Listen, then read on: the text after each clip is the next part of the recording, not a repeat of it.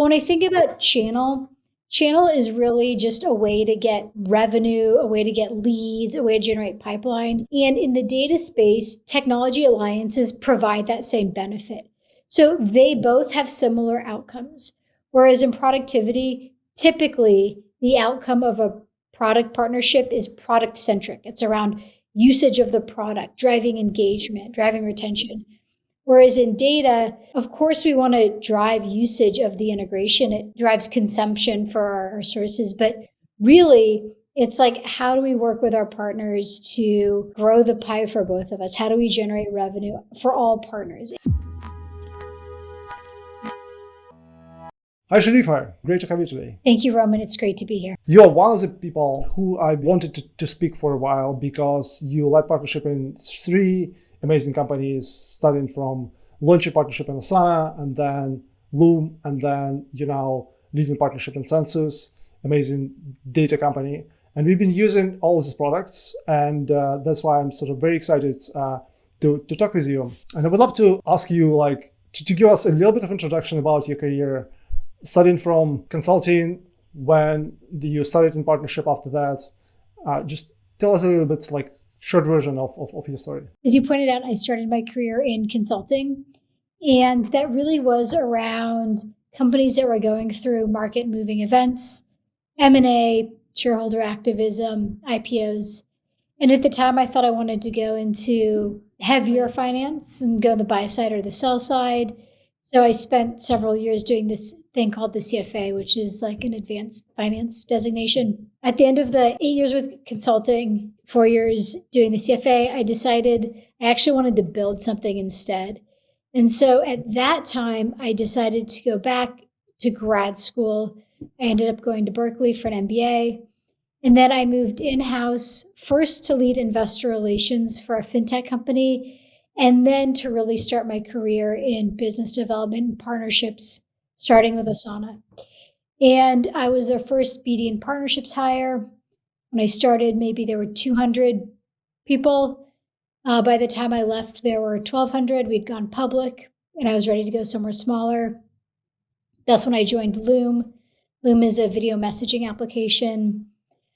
Also, I led their BD and partnerships efforts, and then their strategy around their SDK.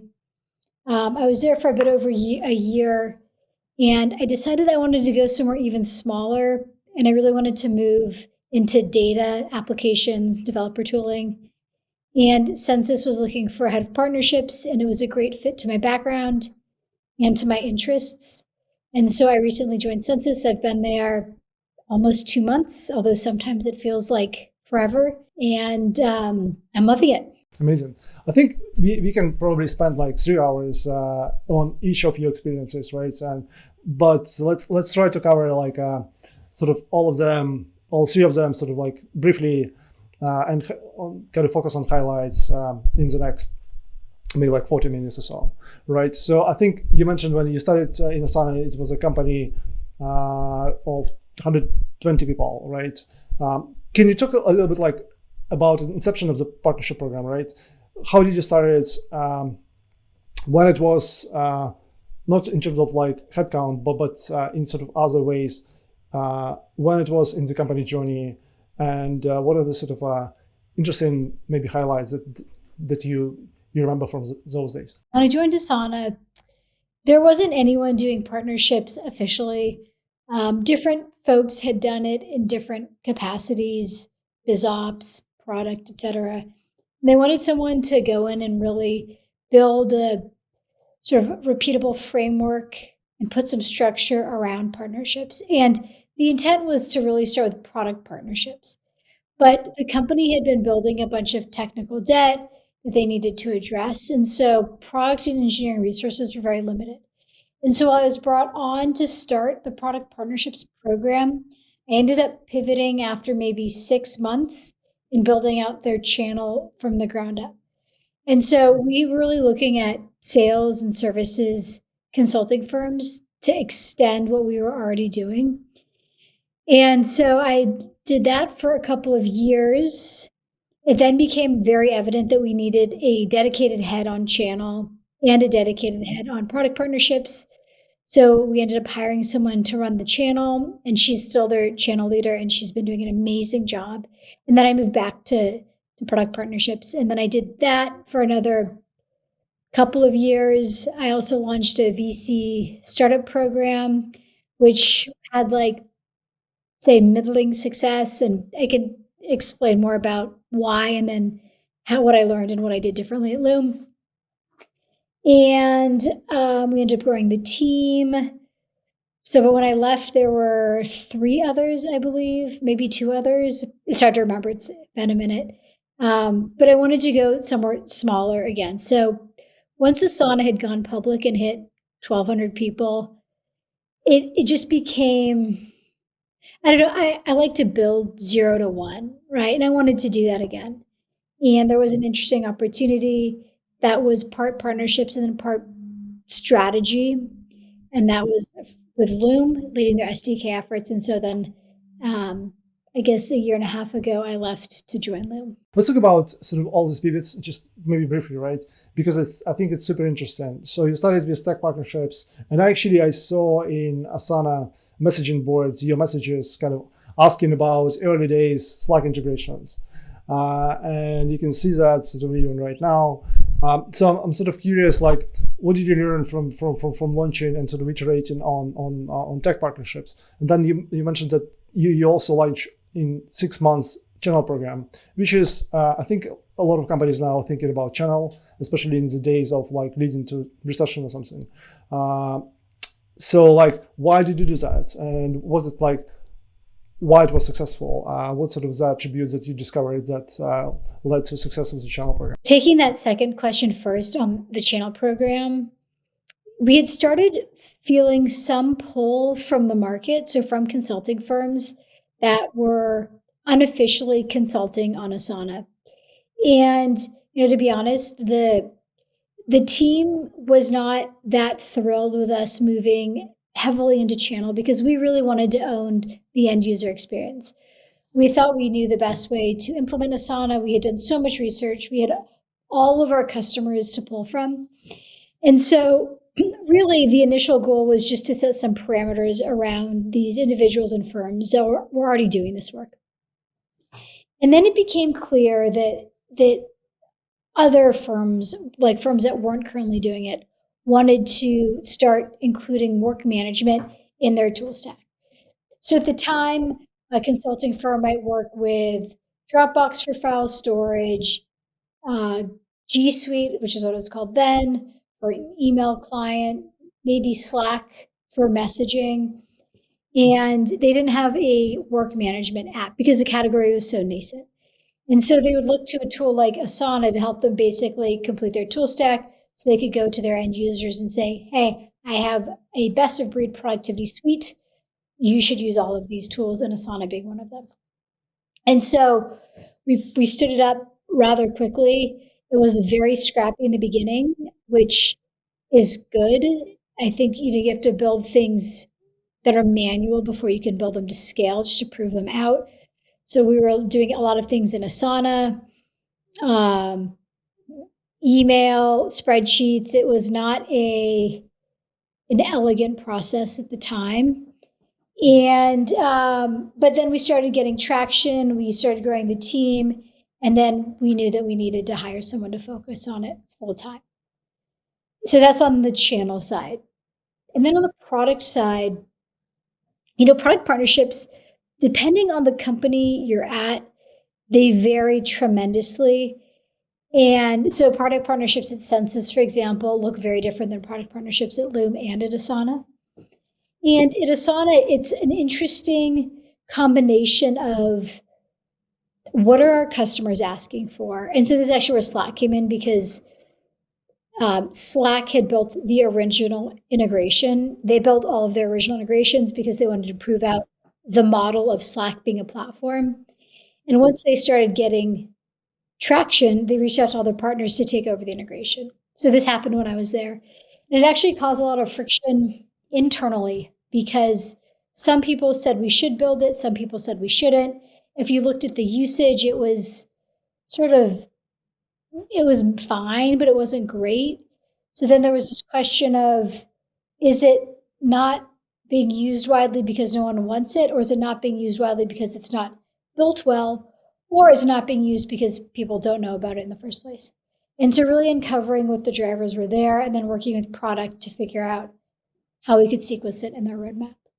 And so really on the product partnership side, the most success that I've had is when I've worked incredibly closely with product to figure out, to align on what customers are asking for, the capabilities of the API. Can we build a workflow that end users want? Are they interested in partnering? Although really that's less of a priority. It's more, are we giving customers what they need? It's a great story. Quick double click on those questions, right? Company wasn't that excited about outsourcing or sort of not owning user experience, right? And that's why you was sort of reluctant to launch channel, or like this was people who were not that excited to launch channel. But channel proved to be like more successful than you thought in the beginning. To be honest, I didn't really know what to expect. So what's hard about channel is, for certain companies, this is the case with Asana, it's the case with Loom, it's not the case with Census. But channel partners, they make money on either the margin or the services. And SaaS applications are relatively cheap. And a tool like Asana, we intentionally built it simply. So a user could get started without consultants or without any sort of implementation support. And so I wasn't sure about channel just because of that. Like, what's the value for the partner? And it really wasn't until we launched and saw that the value was including this new technology that really made work faster and more effective. It was really helpful to know who was doing what by when. And it was the product itself, which is why we were able to get some traction. But it wasn't easy. It took a long time, even after I had moved back to product partnerships, to really make inroads with channel. And I think that that's the case with many companies. There's this inherent tension that can exist between sales teams and trying to hit their revenue targets, customer success teams and wanting to own the implementation or the rollout, and partners.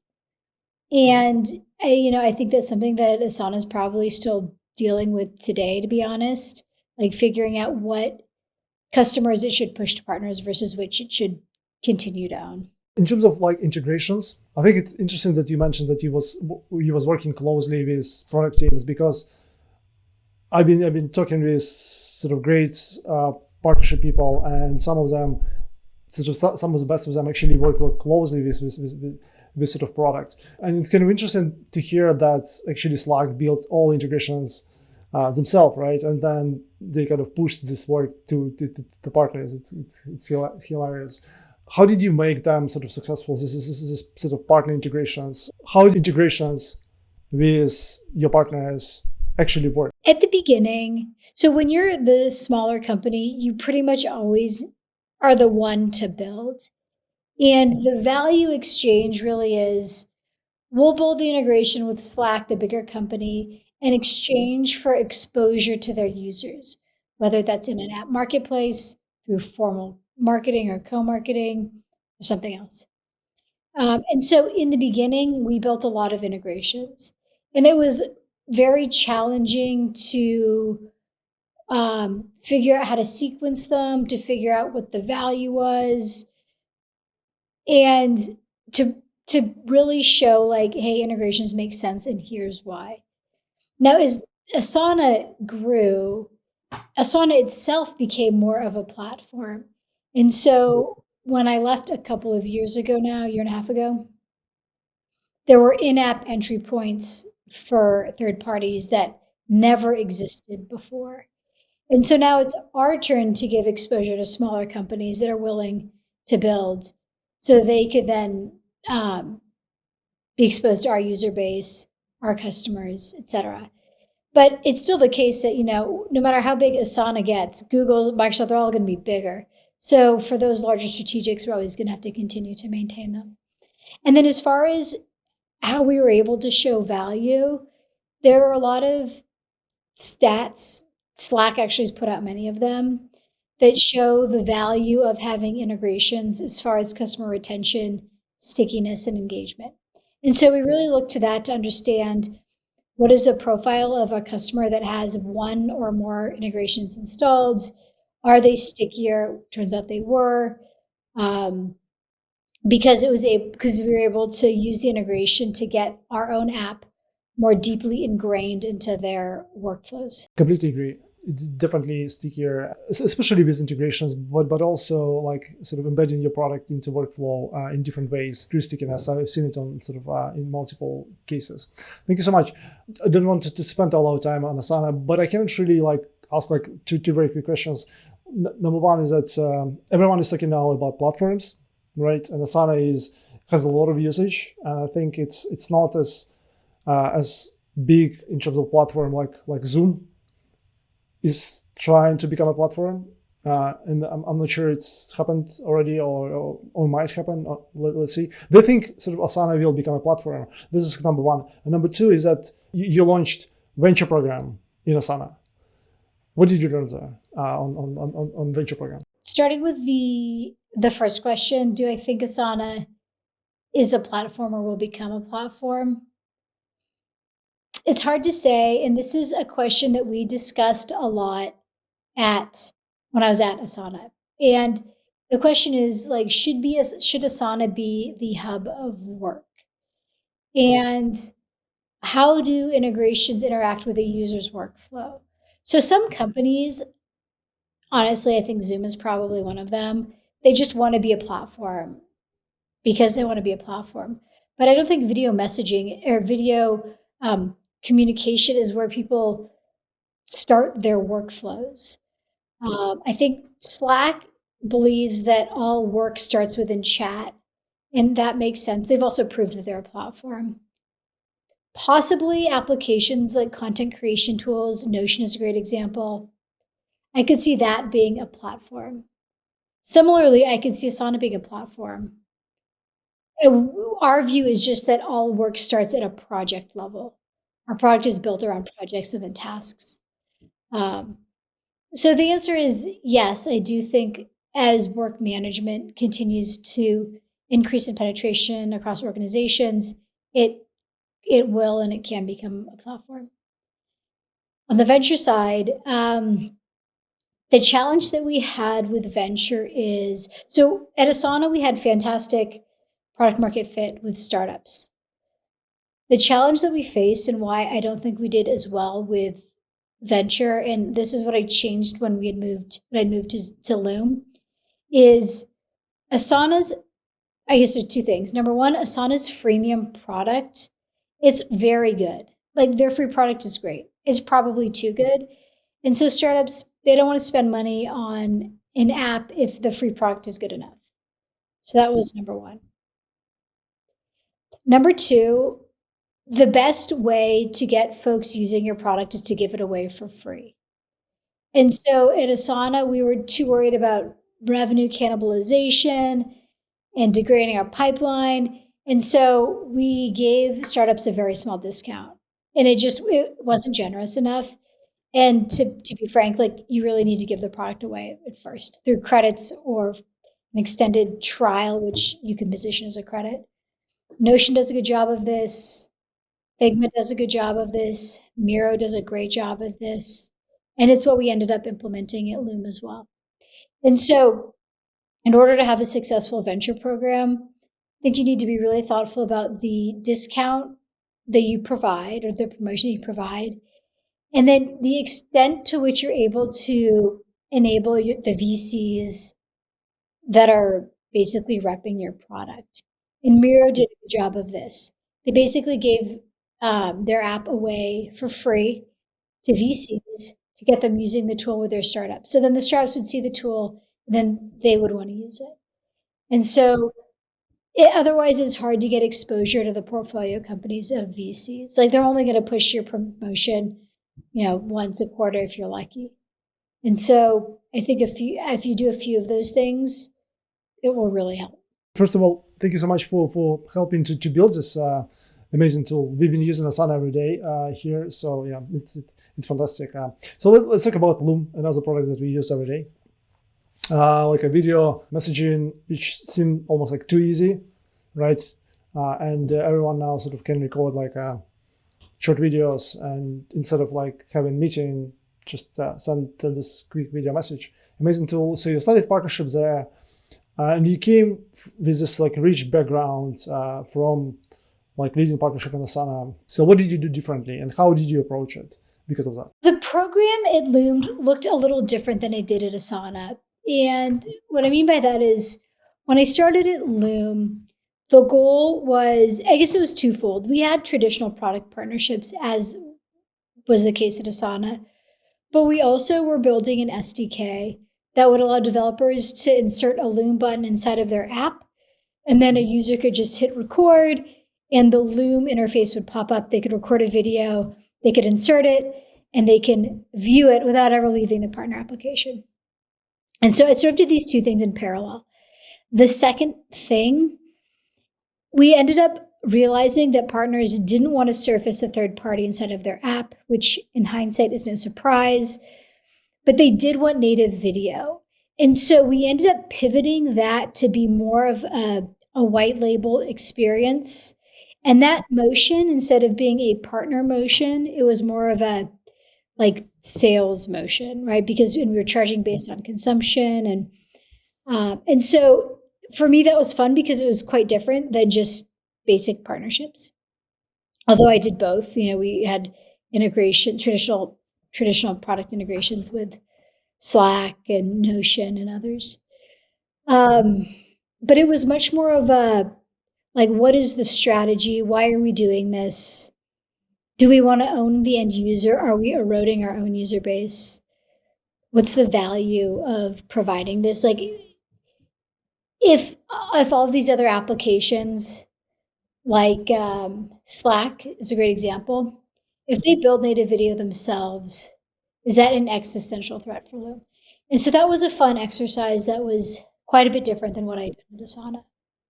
At Loom, I had also explored channel, but it didn't make sense for the reasons I had mentioned earlier. It just was too easy to use, and the product was too cheap. So firms weren't really as interested in using it. And then I also did a startup venture program at Loom, which ended up being more successful because I took some of the lessons that I'd learned, particularly around enabling the VCs and around just giving it away for free. That we were able to get more traction, which was great. You might argue that Slack is almost like a consumer product, right? I think now they are, with Salesforce acquisition, they're now sort of more moving towards B2B, and you can sort of see that from their messaging. And Loom is almost also like a consumer-rich experience, right? And I think that's why probably it was difficult to do partnership. And then I guess recently, like with Clubhouse and sort of audio, and the same with Loom, everyone just copied multiple things from a bunch of different apps, and I can see that's just happening sort of at scale now, which is like surprising. But maybe double clicking on venture program, if you would be willing to share like a few things, tell us a little bit more, maybe like about venture program in Loom, and then we sort of talk more about sort of Census. If I were building a venture program at a productivity software solution like Loom or Asana or any of those applications, there are a few things that I would do, having learned what not to do in prior companies. The first one is the volume is going to be low. And so revenue cannibalization is going to be limited. And so you should give it away for free. And this is a really hard thing to convince sales leaders of. And because they're just worried about hitting their numbers. And so the way I was able to work around that at Loom was to, limit the headcount or those that could avail of the deal. But to be honest, like, I think some people think that a venture program is like a silver bullet and is just going to inject growth into a company. It's not. It takes a really, really long time. So that was one. Like, you need to have your leadership team on board, and you need to convince them that you need to give it away for free. Otherwise, startups won't pay for it. The second one is, how do you think about enabling of the portfolio companies? And it really just depends on how easy or hard your tool is to use. For Loom, we could enable the VCs, give it away for free, show them how to use it so they could use it with their portfolio companies. And that's how we're able to get a lot of traction. So if you are able to do that, that is great. The third thing is, you do not need to hire someone and build all of these frameworks and use any sort of tech solution to get started. It's really easy to take someone and have them dedicate 20% of their time. You'll get enough signal if it's worth investing further. Some companies, they just, again, think it's a massive unlock, so they'll throw resources at it. And it just takes a long time to scale. It probably takes 12 months before you start seeing meaningful revenue from that channel. And just being really mindful of that is important. Otherwise, your expectations and the expectations of leadership, they're going to be out of sync, and then out of sync with reality. And then you'll get the wrong signal that it's not worth investing in, when in fact it is. It just takes a long time to actually hit that growth trajectory. Through On Deck, we are using Loom quite extensively now, and getting into special program like On Deck sort of invested in us, and these resources that we gave get sort of Loom really unlocked our usage, right? I'm sort of curious, the promise you as a partnership leader keep in your mind that as soon as more people sort of use it, some of them will start paying for it, right? And then sort of your revenue gradually grow, right? The way we thought about monetizing the startup program is, we give it away for 6 months for free. We expect up to 25 seats. So we expect either expansion for those that use it and grow beyond 25 seats, or we look for conversion once 6 months has passed. And we used nurture campaigns. We did a lot of office hours, other types of enablement. So when the 6-month mark did occur, they were already using it heavily. And so it's that much harder to leave. So I think that was a pretty big win as far as converting, because what you don't want is a bunch of folks just using it for free and then churning as soon as they hit whatever threshold or pay gate that you've set. So it's really important to make sure that the startups are actively using your product, and you can use all sorts of BI tools to do that. And then if they're not using it, to either do some light touch marketing motion or a higher touch sales assist or something like that. Makes sense. Amazing. Thank you so much. So let's kind of talk about your current company, Census, right? And I think you sort of, Asana is a little bit more B2B, Loom is a little bit more consumer, still B2B. Census is back to more B2B, right? So would love to hear your explanation. How do you explain Census to your friends? That's a hard question. Census is what's called a reverse ETL. And so it basically takes the data from your data warehouse, Snowflake, BigQuery, Redshift, and it pushes to the operational tools you use every day: Salesforce, HubSpot, Zendesk, etc. So a use case might be, hey, I am an AE in Salesforce, but I want more than just my Salesforce data living in Salesforce. I want to see how the customers are using the product, so I know which products they're using, so I know when to reach out to them. I can see if they're about to hit some sort of rate limit in their usage of the product. I can see what a health score might look like. And so what I'm able to do is use Census to pull product data from Snowflake and push it into Salesforce in this instance. So the sales reps have a 360-degree view of the customer. So that's an example. People use reverse ETL tools as CDPs as well. They also use it for support tickets at Loom. Loom is a heavy Census user. They use it to make sure that they're prioritizing the right tickets within Zendesk.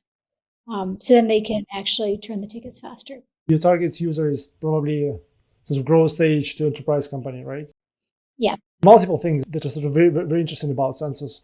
Number one is that, generally speaking, I'm really curious about data economy. And it seems that there was a time, not far long ago, when everyone was talking about data in new oil. And then it seems that this conversation slowed down a little bit. But even though the amount of data actually is growing, and I think there's just more exciting things like on the horizon, like AI and stuff like that. But I think data is sort of very, very interesting. Would love your sort of overview how your partnership program looks right now, because you started in partnerships, kind of leading this partnership function, and it's actually called business development and partnerships. So I think in the very beginning, business development is much more important, right? It's much more kind of like figuring out stuff. So tell us a little bit more about your partnership program. What's interesting, and I think this is the case for many data applications, but unlike Asana and Loom that are like standalone products, you don't need to use an integration to get value out of them. Um, Census is basically a pipe between two applications. And so we only exist because of partners. And so the structure of the partnership itself looks quite different. So in productivity tools, especially those that are like standalone tools, like most of them, Miro, etc., the value is really around engagement, churn reduction, improving retention. Sometimes you can drive top of funnel through co-marketing. Sometimes you can drive sales, but less frequently. It's Census, and as is the case for others in what we call the modern data stack, Fivetran, Snowflake, dbt, there is actually clear business outcomes that are tied to revenue and pipe gen. That wasn't the case with the earlier companies. And so right now, so what might happen is a customer is talking to Snowflake, or let's say they're talking to Fivetran, and Fivetran is an ETL tool. So Fivetran actually takes the data from Salesforce, pushes it into Snowflake. A lot of times the customer will say, hey, Fivetran, and get the data out of the tools into the database. But how do I get the data now from the data warehouse back into the tools I use? And so it's a real natural conversation or thing to bring up when they talk about Census. Oh, you'd use a reverse ETL tool. We don't currently do this. You should check out Census. Same thing with Snowflake. Customers go to Snowflake and say, I have all this great data inside of Snowflake. How do I activate it? Like, how do I use the data? And so then they would refer a reverse ETL tool. And because we're like, it's almost like a loop or a data flow, right? You start with operational tool, an ETL tool pushes it into a data warehouse. Maybe there's some modeling with dbt, maybe events get pushed in, and then a reverse ETL pulls it back out. And then the data again gets pushed back. So really the value of Census to a partner is greater because we help complete that work, that flow, that data flow. And so when I look at our partners, we still have channel partners and product partners, but the product partners act more like a channel. They send us leads, we send them leads. We do a lot of AE mapping. We try to find joint accounts to go after together. We do a lot of co-marketing. So partnerships are more integral to tools that exist sort of within a flow of other tools. That's number one. Number two, because the category of reverse ETL is so nascent, marketing and co-marketing with larger players is essential to category creation. And so we work with all these big players in part because people don't know about reverse ETL as an option. And so it's like, how do we create the category? How do we drive awareness? How do we get folks to know about our tool in the first place? And partnerships are critical there. And so again, like Asana and Loom, they're standalone products. They were creating categories. They were pretty small, but they weren't nearly as small as Census is in that space. And so partners are just an incredible megaphone for growth. It's been great explanation. Talking about data partnerships and data sort of economy, what are the sort of interesting things are happening there? And especially on sort of collaboration between company sides. It's interesting because, again, like with Asana and Loom, it's just the bigger companies have so much more leverage in the relationship. But Census provides a value that's different, which makes us more valuable to large players. Now, there still is that balance, but because we get data into Braze, Mixpanel, Salesforce, HubSpot, Zendesk faster, and the data is of higher quality, and there's more of it, customers get value out of their tools faster. So it makes sense for these, we call them destinations because where we push data. It makes sense for them to want to use a reverse ETL to get data to populate their applications faster. And so we actually provide a product value that is directly connected to the end user. It's like time to value for them. Similarly, on the source side, so where we pull the data from, it also provides value because customers say, now I have this data, what do I do with it? And there's really nothing that Snowflake or BigQuery can do themselves, right? So then they partner with reverse ETL tools. And so we're really that last mile solution. And so, but as a result, the size is less of an issue than it is with other types of tech products in the data space. Data is really interesting. So as far as what I see for the future of data, I think data is going to become increasingly important to how we work every day. We're already seeing it in the numbers. And, Census, we're 65 people, we're really small. And so when I think about how companies are going to become increasingly sophisticated with data is going to become increasingly important to their business and driving business outcomes. I actually think that we're going to see an acceleration in growth in data. We're seeing it now, but we will continue to see it in the coming quarters, years ahead. And as part of the reason I actually wanted to move explicitly from productivity and collaboration into data and developer tools. What is interesting, what you mentioned about value to customers, right? So the second you have like a higher value to customers, I think your partnership conversation become very different, right? What I think where a lot of partnerships, and it's not usually the teams that get it wrong, it's like, I think where a lot of executives are thinking about partnerships incorrectly is when they only think about like what's in it for them, right? Like what can this partner get us? When in actuality, especially with larger partners, they don't care about you. All they care about is their end customer. And so if you can figure out how to position an opportunity in a way that speaks directly to what they care about, and in most cases it's their customer, you'll have a much greater likelihood of winning that partnership or actually doing something. And so to your point for data, and for for actually both the sources, the data warehouses, the lakes, and the destination, there's a clear value that it provides for their end user, whether it's speeding up the sales cycle, making a time to value, all of that. It makes the sell a lot easier, the sell on the partnership side. To wrap up on Census side, so I understand like everything, just want to check, I understand because I'm sort of like a big student of partnerships. You partner with this sort of destination and also sources, right? And they serve to you both as a tech partners and channel partners at the same time? Well, we have traditional channel partners. So we have consultancies, agencies, data firms that are like traditional channel. But when I think about channel is really just a way to get revenue, a way to get leads, a way to generate pipeline. And in the data space, technology alliances provide that same benefit. So they both have similar outcomes. Whereas in productivity, typically the outcome of a product partnership is product centric. It's around usage of the product, driving engagement, driving retention.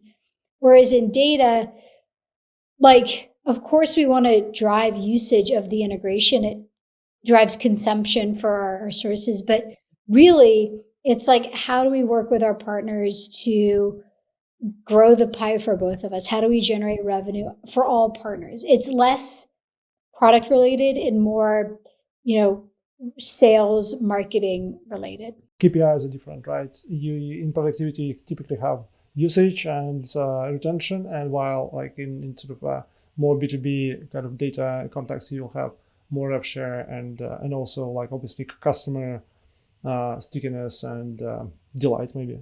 Exactly. Let's move to last few questions to our conversation is about you working with startups, right? You was part of two amazing angel programs. One of them is first round, another one is on deck angel program, and you sort of advise and invest in startups. Typically startups ask like, oh, I want to do partnerships, and you've been leading partnerships in all these great companies. So I'm a startup CEO. So what do I do now? And I'm building B2B SaaS. How do I think about partnerships? So what is your typical answer to them? Honestly, it depends on your size, but partnerships should be secondary to your core product. And I think what happens is oftentimes C-suite investors, they think of partnerships as a way to increment growth or accelerate growth or achieve any kind of growth, really. And what they don't think about is all of the investment that is required to actually do some of these partnerships, whether it's on the tech and integration side, or it's on the marketing side, convincing larger partners to work with a startup. Many won't, unless your company is built on other companies. So sort of in the way Census is. So they had partnerships were really critical early on, but I would say that's more of the exception than the rule. It is helpful to have someone at least thinking about partnerships. And for startups, it's important because partnerships are often the sort of first entry point into a potential acquisition. And so whether or not there's a real partner opportunity there, it's a great way or great Trojan horse to just kick off conversations about the two applications or the two companies together. So then down the road, if that is an exit you want, you have already paved the way using partnerships. And so I think I wouldn't overinvest in partnerships too early, but they're worth building at least in a lightweight way so you can open up the conversation for when you are ready, whether it's a partnership itself or a potential acquisition. Right.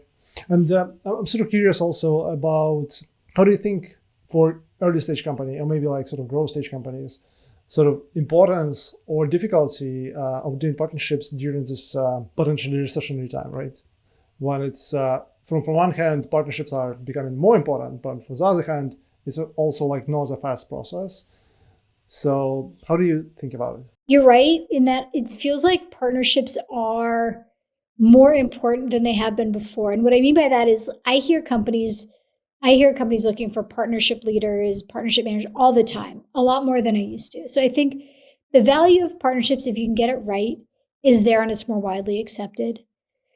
But to your point, it's a long cycle, right? If you want to do a partnership with a larger company and you're, let's say, Series B, Series C, it could take 12 to 18 months. And then the outcome is really uncertain. And I think people always overestimate like the near-term value of a partnership. Really, partnerships is a long game. And so it's just important to keep that in mind and to really think about the value of the partner to your specific organization and the value of your organization to a specific partner. So certain industries like data developer tools, if you live between other products, partnerships is critical to success. And it can be a massive lever for growth. But that's not always the case. And you need to make sure that you as a company have value that you're providing the other partner, because that's the only way you'll get them to agree to do anything. Great, Sharrifah. It's been a fantastic conversation, and we can continue for much longer, but I want to be sort of mindful of your time. I'm sure that some people, maybe many people, would love to connect with you. What is the best way to connect with you? Connect with me on LinkedIn. You can also just email me, which it's my first name at getcensus.com. And full transparency, I'm going out on maternity leave. I don't know when this is going to air, so I'll be out through the rest of 2022. So there might be a delay, but feel free to email me or get in touch via LinkedIn, and I'm happy to chat. Thank you so much, and I look forward to seeing you succeed in Census and building great partnership program in 2023. And really excited to maybe do it with you again at some point. Thank you so much. That sounds great. Thank you so much, Roman.